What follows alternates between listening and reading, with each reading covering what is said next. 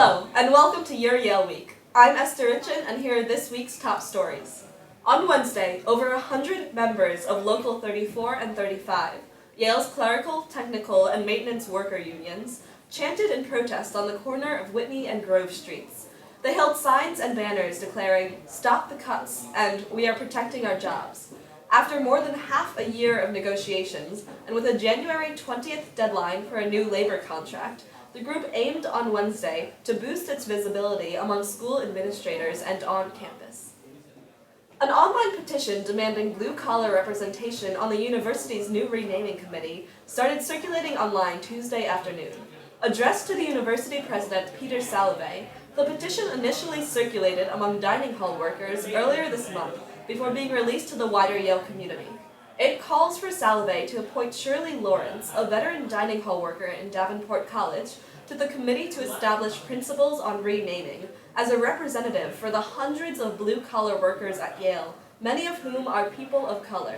As of Wednesday night, 153 Yale dining employees and over 600 current and former undergraduates have signed on to the petition.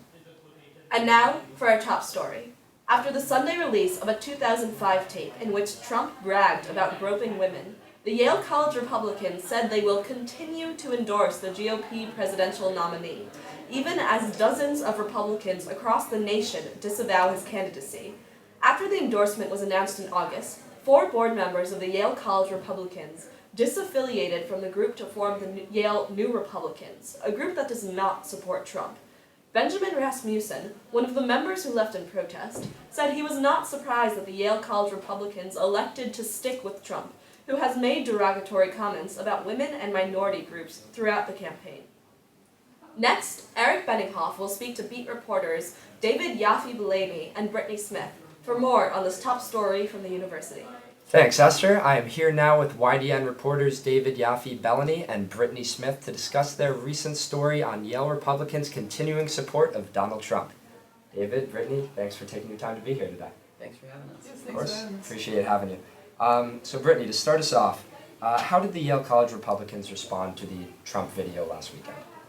Well, originally the Yale College Republicans had endorsed Donald Trump over the summer, and they had drawn a lot of controversy for that endorsement given that the Harvard Republicans had decided not to endorse. So with that background information, they decided to stick with that endorsement even in light of the tapes, and they said they weren't going to withdraw the endorsement as well. Gotcha. And do other Republicans on Yale's campus support Trump based on the people you spoke to? Some do, but a lot of Republicans don't actually. So a lot of Republicans are social conservatives, and they are very off-put by Trump's recent comments. The social conservatism, you don't really see a lot of tolerance for degrading comments about women, especially sexually degenerate ones. So you can see a really tense split between Republicans on whether or not they will support Trump. Okay. Now, David, are other college Republican chapters across the U.S. also endorsing Trump, or not as much? So college Republican chapters all over the country are just as split on Donald Trump as the wider population. So as Brittany previously mentioned, at Harvard, the Republican club decided not to endorse Trump over the summer, and other groups at different colleges have made similar decisions. However, a national group called Students for Trump has chapters at 50 universities all over the place, including Harvard.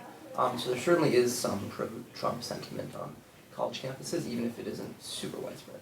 And what did student groups at Yale think about the Yale College Republicans' endorsement of Donald Trump? Well, I think as you can imagine, a lot of student groups and students were pretty outraged about the endorsement. We talked to a prominent anti-sexual assault group on campus who said they were disgusted with Trump's comments and wished that the Republicans had withdrawn their endorsement.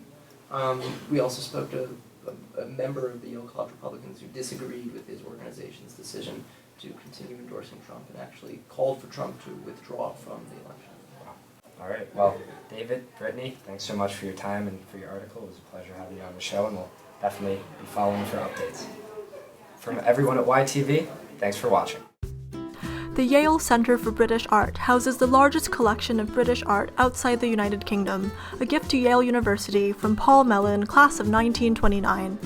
Open to the public in 1977, one of the center's greatest